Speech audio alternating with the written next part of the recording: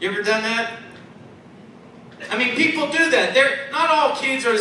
I mean, do we really need to say that Charles Manson is equal?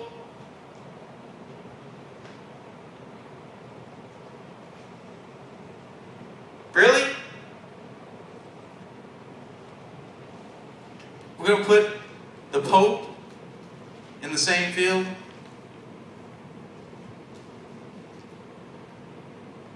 As a murderer, mass murderer?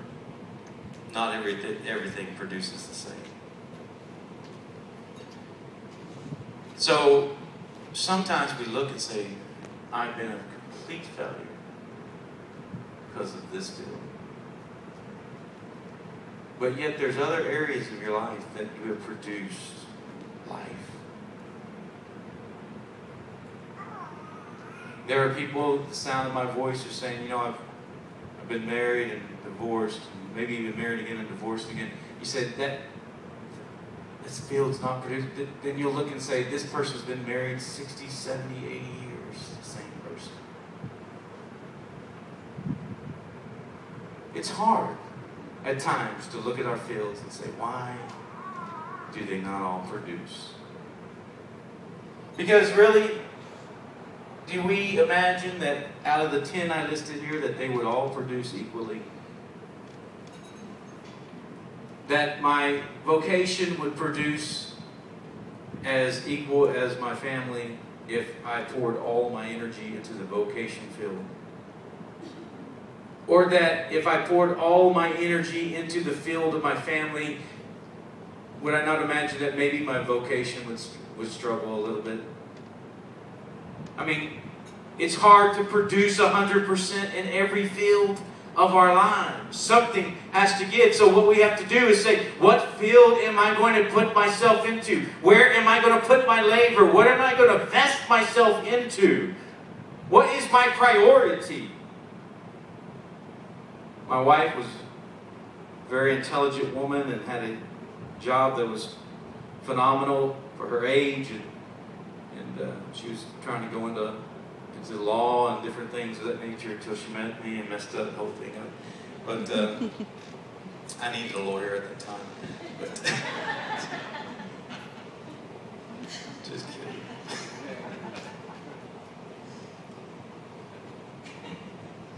But no, and she had a wonderful job and working downtown, mergers, acquisitions, Change Bank, deal. I mean, high rollers, great pay. And we decided, and she decided, we decided to get an agreement. She was going to walk away from all that. We went from buying a new car almost every year, out, whatever we wanted. Both had good jobs. We had money. But then the kids came along. We said, whoa, wait. That's all great, driving a new car all the time. But my children are more important than a new car. And so what happened is, we started driving old cars and sending our kids to school, private school. We decided for ourselves that's what we wanted to invest in.